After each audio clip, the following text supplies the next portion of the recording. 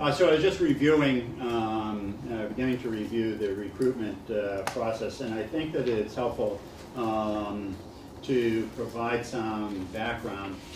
This is the results of the 2009 test that shows that we attracted 122 minority applicants. And the scores that they received ranged from 97 down to a number that were below 70.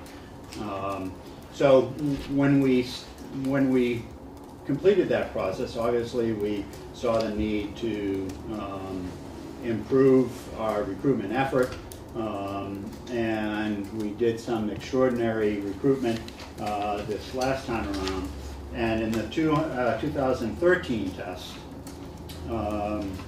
we increased the minority participation to 215. So just about 100 additional applicants in the 2013 firefighter test. We did, as I indicated. Are these in chronological order as far as test score? Those are the written score. But okay, but you just listed the minorities here. Yes. Okay. Yes.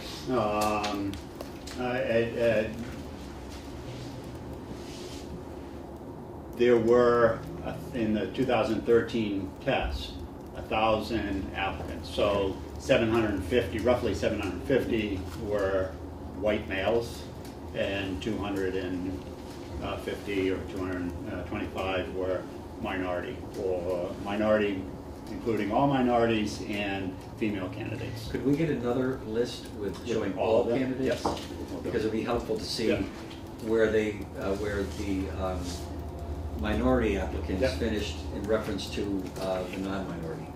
So this is the score sheet and the ranking prior to the application of the residency points. As you know, Newark residents get 5 points on the test.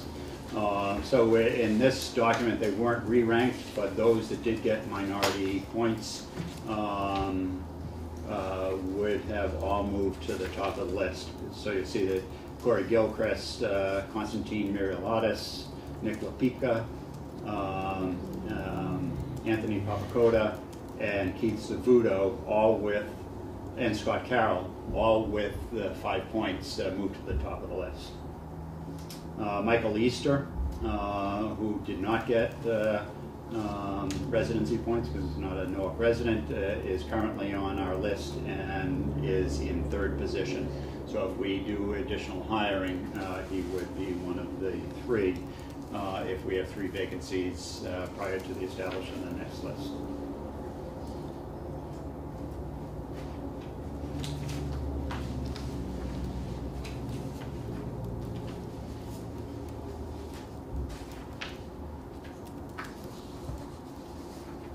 In working with the personnel department, and that was Director Hazelkamp at the time, we looked at all of the scores, and this represents the demographics of the minority applicants, and you'll see that in the top 87, which was our interview pool, there's 1 Asian, 1 American Indian, 7 Hispanic, 1 African American female, and 2 white females.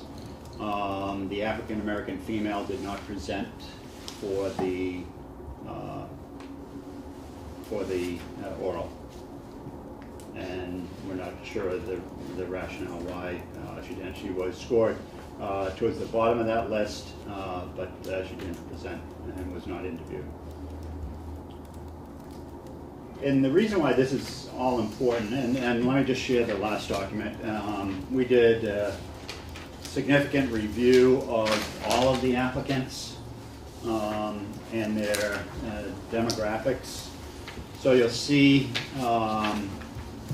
out of the total number of applicants, there was 16% of applicants came from Norwalk, and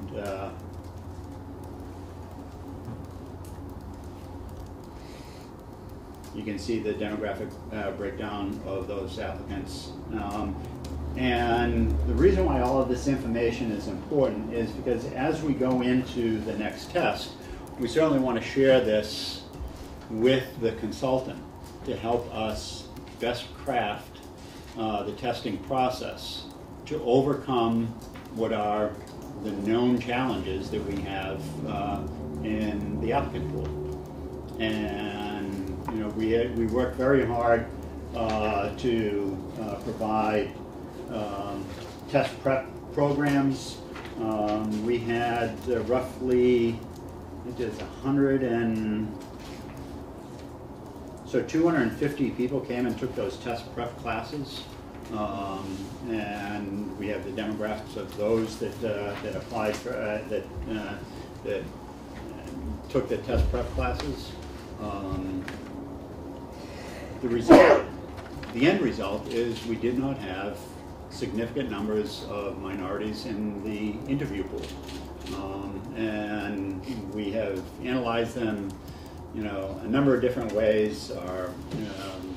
The process that we took to advertise and to provide local support. The net result is in the top 87 that just typically are, you know, we interview 50 or 75. You know, we did not have significant numbers that scored high enough to get a job offer. That is our challenge going forward, and that's you know, the task ahead of us. Do you have any data on the number of people that took the test preparation course and their relative score compared to others that didn't? We do have the list from one of the sessions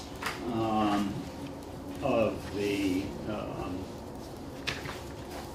folks. So the experience, the two groups were very similar in size and makeup. This represents about 130 of them that appeared on the first session. So there were 2 8-week sessions. So they ran simultaneously. So there are a total of 16 classes. We did not compare their results to the final score just because of different databases.